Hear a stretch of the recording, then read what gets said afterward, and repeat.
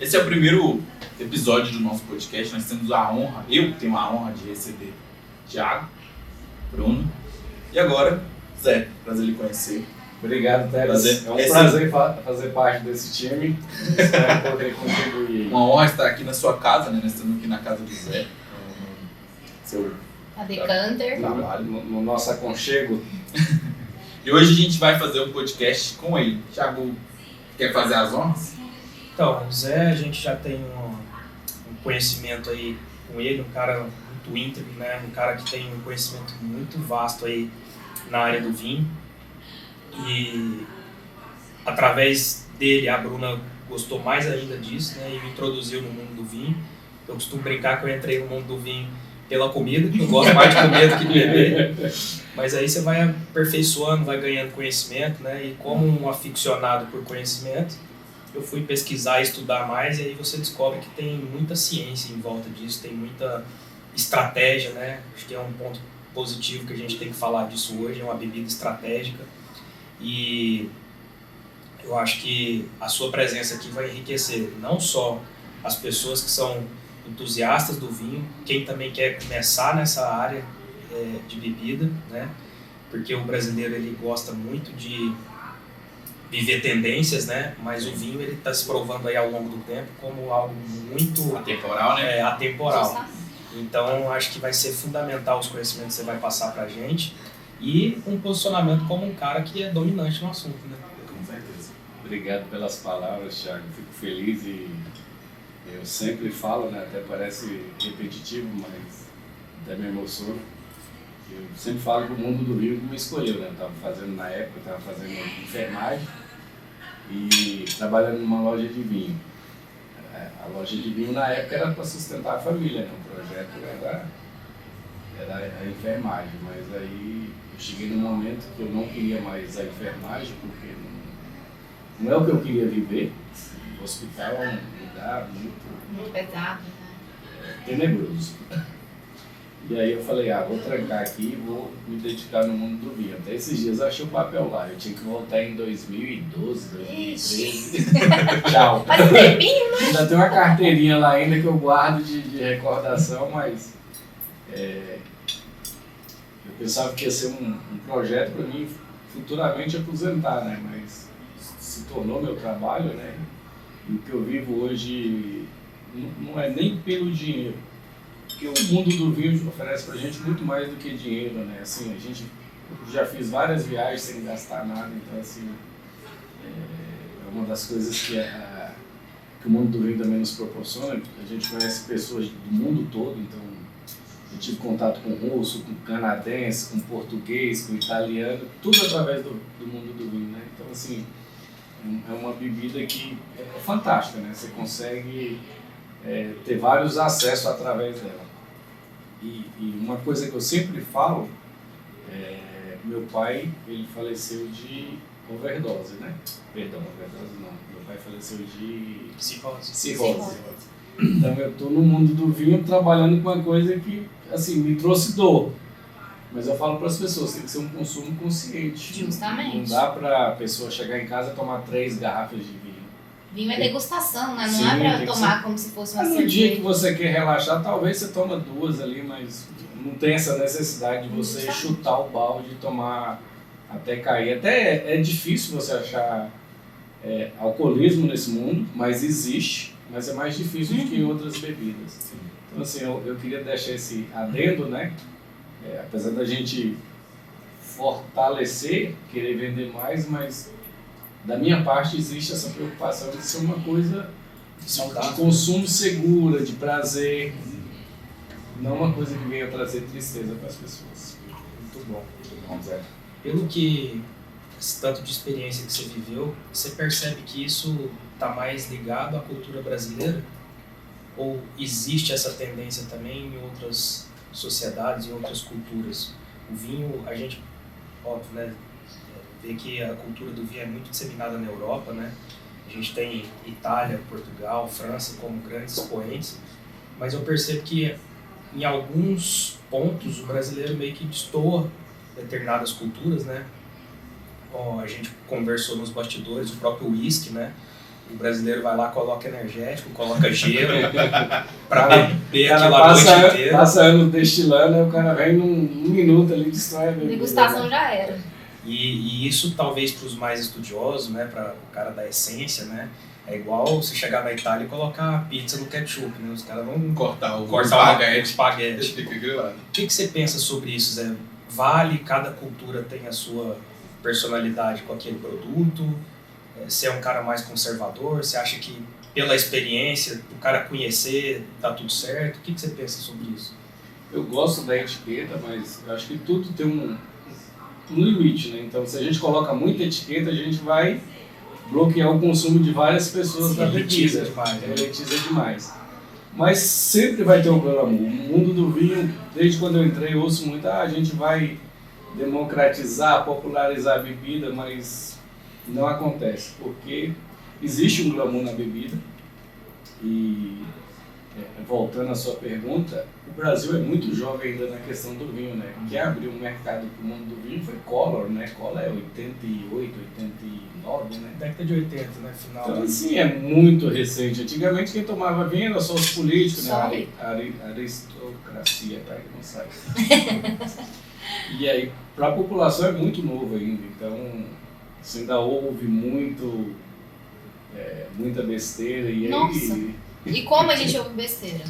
E aí, como profissional, às vezes, se você tem a liberdade, você fala, ó, isso é dessa forma, mas muitas das vezes a gente deixa passar para não ficar chato, né? Não virar um eno chato. Mas acho que o mais tem relevância nisso é porque a gente está numa ascensão.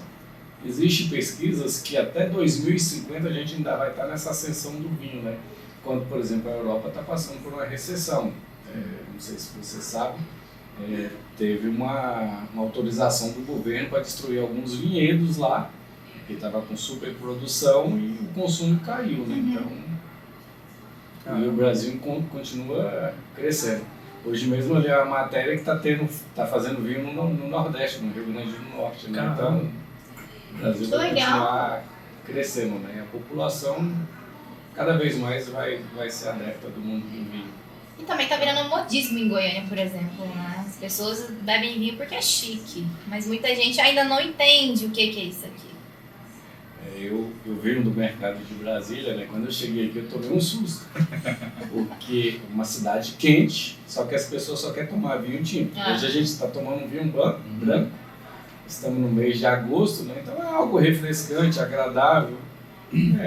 Depois, se a gente quiser passar por um tinto, ótimo, mas dá para tomar um vinho branco, um vinho rosé, um espumante. O que é bom tão quanto, porque as pessoas também têm um preconceito, o vinho branco vai me dar dor de cabeça. Não é o vinho que dá dor de cabeça, gente. Tem que tomar com a água.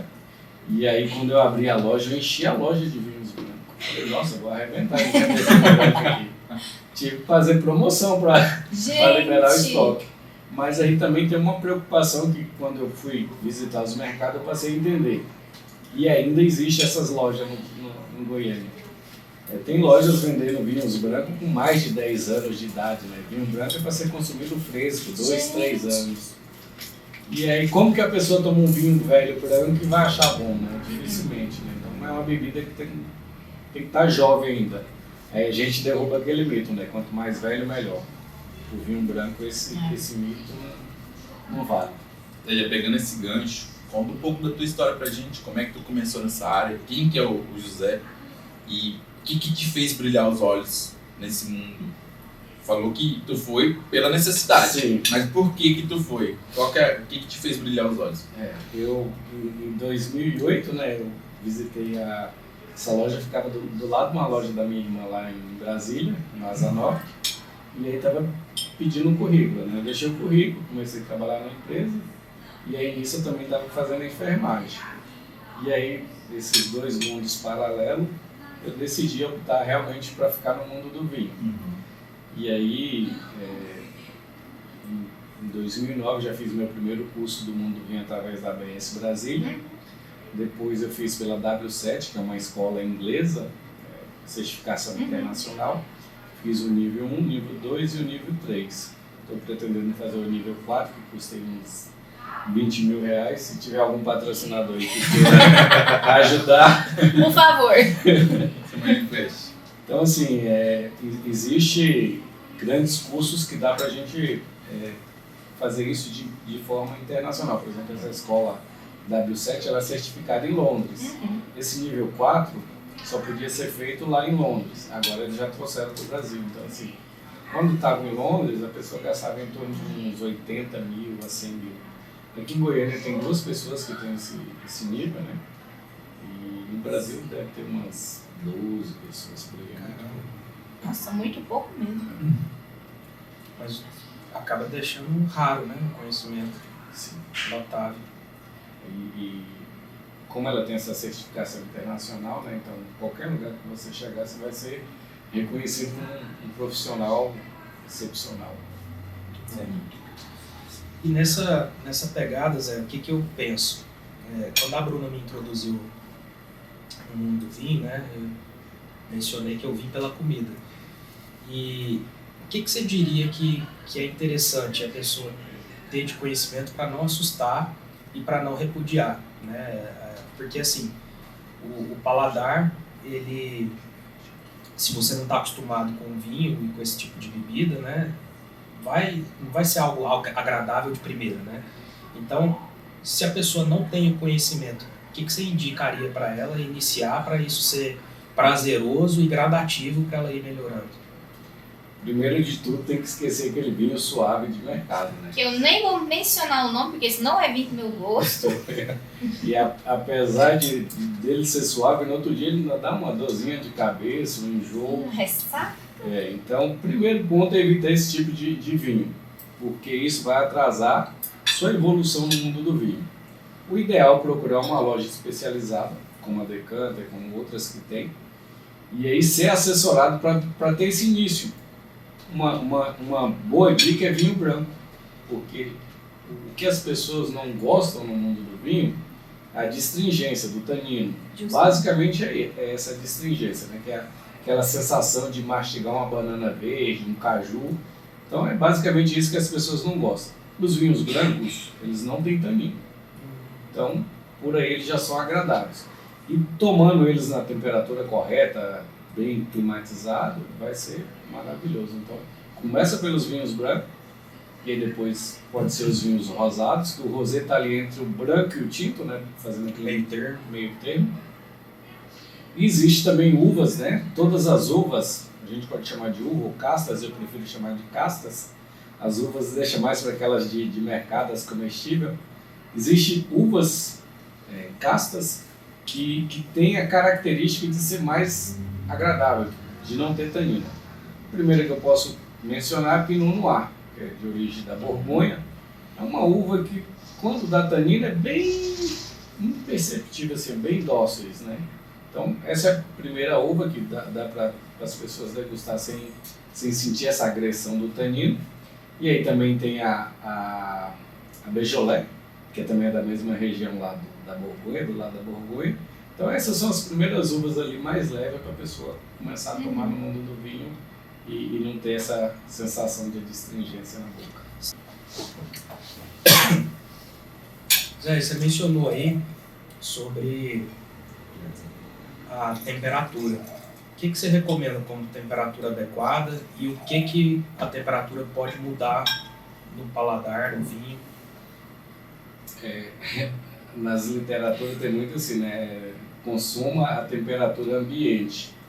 Mas geralmente essa temperatura ambiente está falando da Europa, né? Lá a pessoa pega o vinho na janela, lá já tá fresco. Já tá fresco. Aqui não funciona assim. Aqui não funciona, principalmente calor no de Goiás. 40 graus. Aqui o ideal era a gente estar com esse vinho num balde com gelo, porque, segundo os estudos, a cada 10 minutos ele vai subir 2 graus. E aí a temperatura vai subindo, aumentando a questão de percepção de sabores, mas o vinho também começa a ficar gordo, ele começa a ficar mais pesado, que é para ser um vinho fresco. No vinho tinto, quando você gela demais, você vai mascarar as qualidades dele. Por exemplo, você não vai conseguir sentir todos os aromas e todos os sabores dele.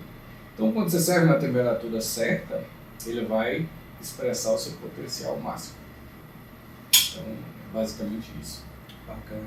E dentro dessa linha de conhecimento, quando a Bruna começou a falar sobre vinho para mim, uma das coisas que me encantou de querer saber era sobre o terroir, né? Que aquilo me deixava maluco. Como é que você pode Todo ter mundo fica. sabor, cheiro, né? Ter ali uma percepção de algo que não está dentro da bebida, né? E aí ela foi explicando, eu fui estudando, né? A terra influencia, os barris de armazenamento influencia. E dentro dessa perspectiva, se fosse para você escolher 3 conhecimentos assim para quem está iniciando, por onde você falaria para a pessoa falando, ó, começa por aqui, que você vai ter, além de um aprendizado gradativo, você já vai ter uma noção de por que as coisas são assim. Essa questão de quando a gente avalia um vinho, a gente não está muito preocupado em saber qual é a uva desse vinho. A primeira preocupação da gente é saber se esse vinho veio de um clima quente ou de um clima frio. Isso já interfere em várias qualidades do vinho, por exemplo. Você pega um vinho lá vou citar o Brasil, lá do Vale de São Joaquim. Uma região que não chove, né? É quente o ano todo. Então esse vinho vai ter muita fruta, vai dar muito álcool. Aí você pega um vinho lá de Bento Gonçalves, que é a primeira denominação de... Bento não, fala dos vinhedos lá no Rio Grande do Sul, a primeira denominação do Brasil. Os vinhos de lá já são totalmente diferentes, já tem frescor, já muda tudo. Então essa questão de terroir, ela envolve muita coisa. Por exemplo, a Borgonha, ela tem micros terroir. Por exemplo, você imagina vamos dizer, umas mini chácaras, né? É basicamente isso. Então de uma chácara para outra já mudou tudo. Já mudou o clima físico, né? O solo já mudou. Então, assim, além do terroir, existe agora o micro terroir. A Borgonha é um exemplo disso. E não adianta você ter um bom terroir se você não tem um bom enólogo para fazer o vinho, porque no final de tudo, quem vai fazer o vinho que define como que ele vai ser. Se você tem uma matéria-prima boa, você consegue fazer um produto bom. Mas se você tem uma matéria ruim e às vezes você tem um profissional bom, você consegue melhorar. Mas se for uma matéria muito boa e você tem um profissional ruim, um enólogo, você joga fora, você estraga, né, aquele produto. Então, Acontece posicionamento também. Eu sempre brinco, né? O enólogo recebendo a uva boa, ele consegue fazer dela muita coisa. Eu tive uma viagem em Portugal e aí o enólogo lá da vinícola, o Thiago, ele recebeu a uva, ele disse, estou numa dúvida gigante aqui. Eu falei, mas que dúvida? A uva chegou tão boa, não sei se faço um vinho do Porto, se eu faço um grande vinho, tranquilo, né? E eu falei, e como que você decide isso? Eu não sei. Então, assim, dá uma...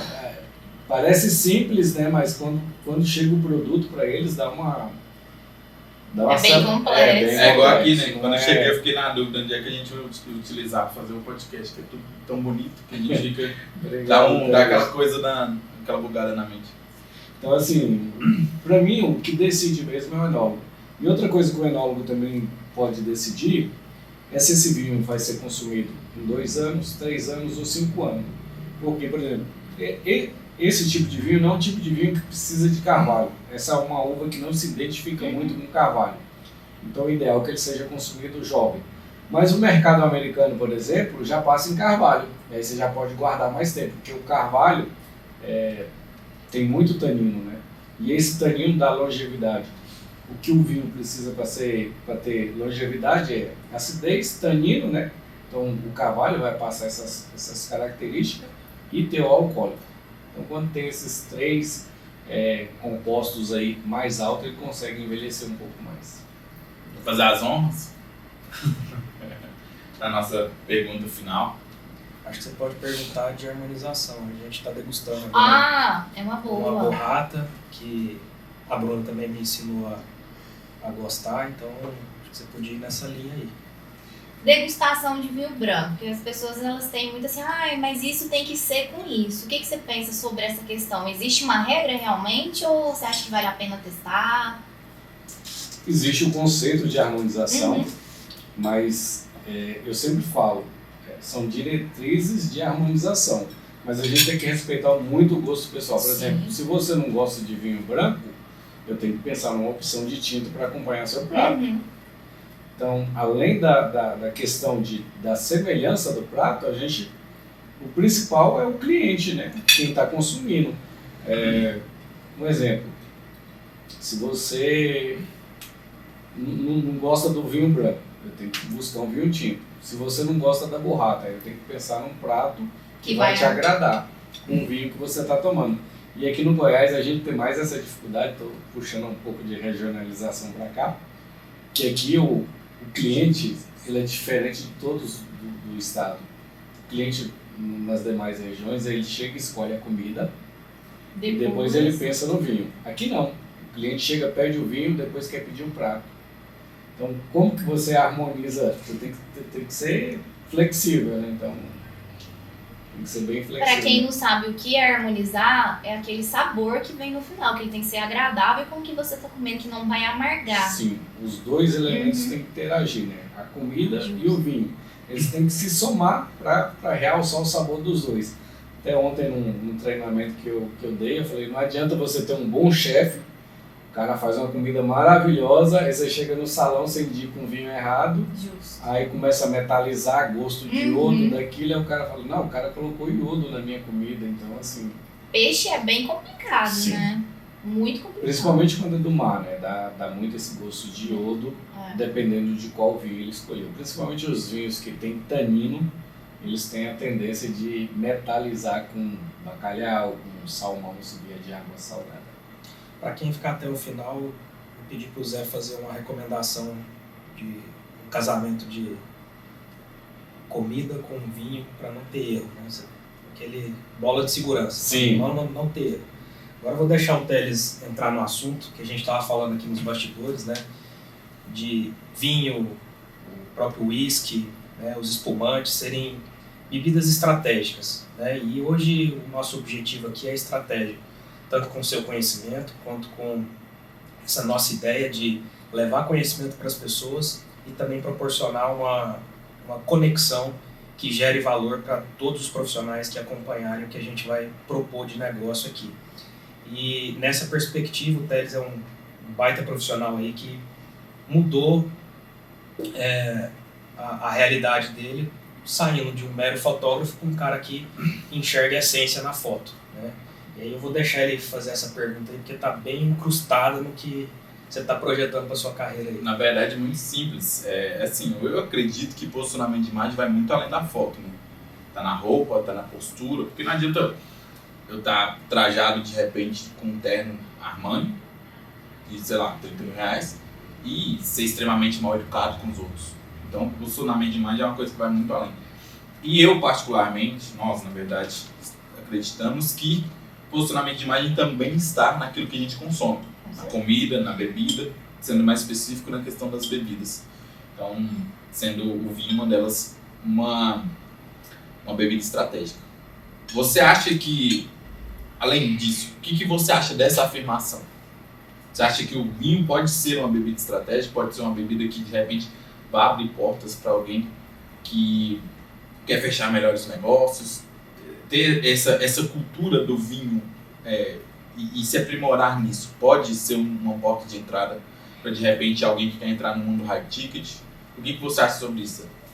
Eu concordo plenamente com você sobre essa questão do posicionamento, e o mundo do vinho está presente desde a antiguidade, na política, na religião. Então, assim, tem grandes vinhos que foram feitos existe grandes contribuições dos frades, né? A Borgonha, que eu citei, uma região que foi dominada por isso, né? Então, assim, a Borgonha, a região do Côte du Rhône, que tem o Châteauneuf du Pape, que eles escondiam esses segredos de produção, né? O próprio Dom Pérignon também é um grande contribuidor. Então, assim, o vinho faz parte da elite, né? E ela atrai as pessoas a fazer negócio. Todo mundo hoje que evolui financeiramente, eu posso dizer o novo rico, ele quer aprender a beber vinho. Ele quer se posicionar como uma pessoa que conhece, apesar de muitas das vezes não conhecer. Teve até uma situação na loja aqui, vou contar sem mencionar o nome da pessoa, chegou um empresário muito rico da cidade, com uma pessoa, um acompanhante que não tinha certa etiqueta, né? E ele pediu para ir no toalete, aí ela foi me chamou na mesa e falou: Zé, eu preciso de ajuda, eu não sei frequentar esse tipo de ambiente, você precisa me ensinar como sentar na mesa. Aí eu falei para ela: não, você já está errado, não pode sentar na mesa, já começa a fazer figura, né?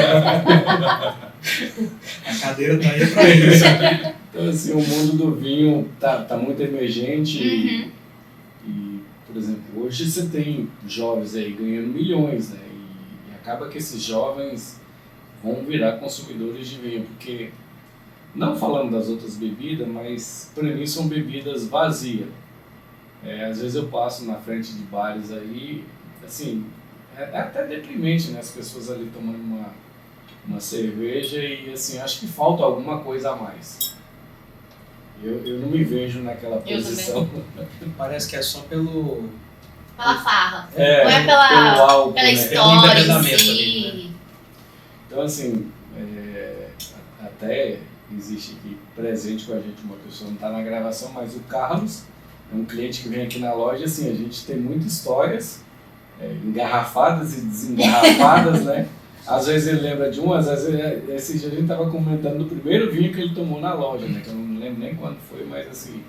Então o mundo do vinho vai te criando muitas histórias, que dificilmente você vai falar: eu te encontrei há 2 anos atrás e ele tomou uma cerveja. Acho que é difícil da pessoa falar isso, né? É isso que é o apaixonante do vinho. E o mundo do vinho, a pessoa lembra até do vinho, fala: não, a gente tomou aquele vinho. Eu falei: não, eu bebi demais, não lembro não. Isso é verdade que semana passada, quando a gente se encontrou, eu te citei de um bom vinho francês que a gente tomou em São Paulo e que eu apaixonei porque eu estava iniciando, um vinho bem leve, e a Bruna, inclusive, que você me mostrou. Tirou a foto porque eu falei: ó, esse vinho aí eu já gostei, ela estava me introduzindo aí no paladar mais acentuado, mas aquele foi fantástico, eu gravei, então isso faz total sentido. E uma dica para quem está começando no mundo do vinho: tudo que ela tomar, que ela gostar, ela tira foto.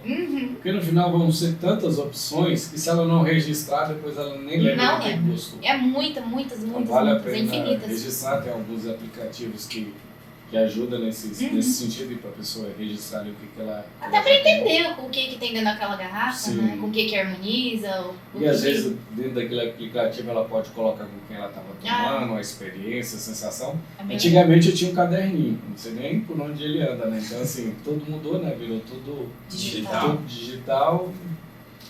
Facilita, mas às vezes o caderninho também ajudava, né? Muito bom. Zé, pra gente encerrar, queria que você falasse aí um pouquinho dessa intencionalidade que você quer colocar agora, né? Reunindo todas essas experiências, algo que começou ali meio que por acaso, né? E que acabou virando uma paixão e seu negócio.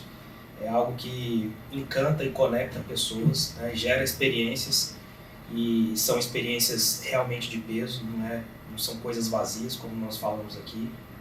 São conhecimentos que fazem com que as pessoas evoluam de fato, né? Não é uma simples garrafa de bebida alcoólica, né? Tem história naquela garrafa e as pessoas constroem a história juntos, bebendo. Então, queria que você deixasse aí uma frase, um novo posicionamento seu, o que você quer daqui para frente, considerando ainda que você vai ser a nossa casa aqui, né? Que esse grande parceiro nosso, que com muita honra, né, de estar aqui, uma das pessoas mais íntegras que eu já conheci, por ter passado o tempo e você não escuta ninguém falando mal, você não escuta ninguém criticando, pelo contrário, você está sempre ajudando, indicando, dando a melhor solução, e é uma honra para nós estar podendo fazer parte disso aqui e ter você conosco. Obrigado, Thiago. Também para mim vai ser uma honra, com certeza. Eu quero ser lembrado como uma pessoa que faz as melhores escolhas, não pensando no preço. Eu já deixei de fazer uma venda cara para fazer uma venda que agrade a pessoa. E isso foi que, no meu entender, foi isso que me alavancou no mundo do vinho.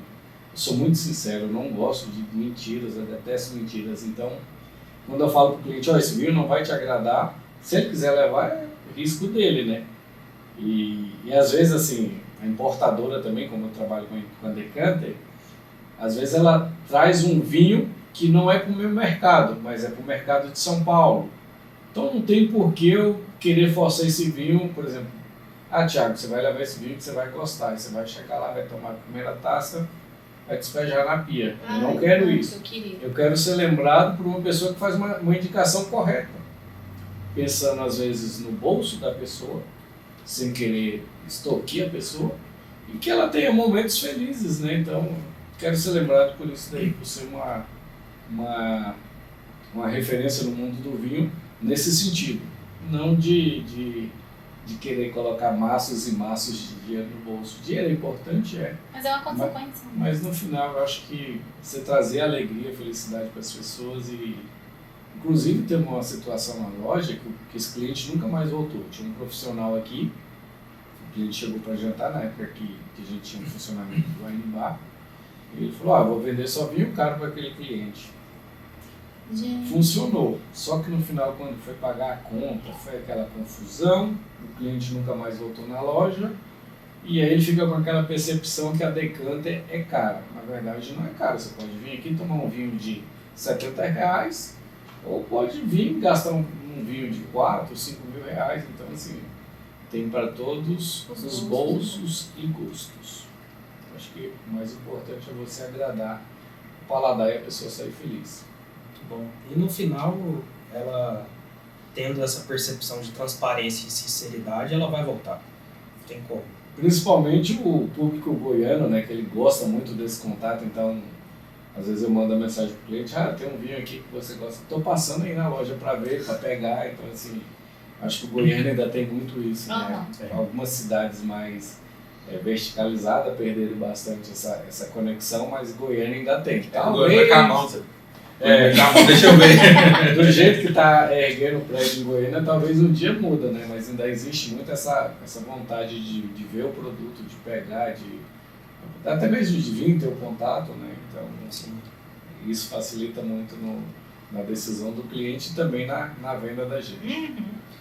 E para fechar, né? Comprometido para o bônus. Aquela pessoa que não quer errar, o que ela pode combinar de... Jantar romântico, vamos pôr uma situação, jantar romântico. Tá conhecendo a pessoa agora, ou então é uma data especial daquele relacionamento. Mas quer impressionar, mas não sabe nem o que é vinho direito. Ou seja, essa então vou começar por um prato que todo mundo geralmente faz, um camarão. Vai fazer um camarão, pode ser alho e óleo, um risoto de camarão, escolhe um vinho rosé. A própria cor do vinho combina com a cor do camarão, né? Então, assim, essa dica é boa. Já difícil de errar essa aí. A gente pode harmonizar por semelhança ou por contraste. Por contraste é mais difícil, né? Por exemplo, você harmonizar alguma coisa doce com vinho seco, ou alguma coisa salgada com vinho doce. É mais difícil, mas geralmente por semelhança funciona, igual a gente está pegando a cor do camarão com vinho rosé, vai combinar perfeitamente. Outra dica também, por exemplo, no churrasco. A pessoa pensa num vinho potente, né? Um tanar, eu quero um vinho robusto, que eu vou comer uma carne com gordura. Mas tem que pensar que a gente está no Goiás, tanar é um vinho pesado. Então pode escolher um vinho mais leve, escolhe um Cabernet Sauvignon, um Merlot, uvas que vão agradar bem, acompanhando o churrasco, mas que não vai dar esse calorzão. E um torresmo? Torresmo, a feijoada, combina bem com o espumante. O espumante a gente fala que é o coringa da harmonização. A gente tem o espumante seco, demi-seco e doce. Então a gente consegue fazer uma harmonização com o espumante do início ao fim. Começa com seco, vai para o demi-seco e termina com doce ali com a sobremesa.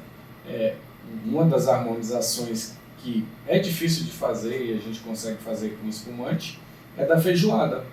Então, basicamente, quem harmoniza a feijoada com caipirinha, ele está buscando doçura, né, da caipirinha, acidez do limão, e o espumante tem isso, tem muita acidez e às vezes um pouco de doçura e combina bem ali com a feijoada, principalmente os espumantes e o rosé. Boa. Acho que a gente vai ter que fazer mais episódios, porque dessa aula. Vamos pedir para a galera deixar aí nos comentários, né, o que você quer harmonizar, qual que é a sua dúvida, porque eu acho que é bem interessante.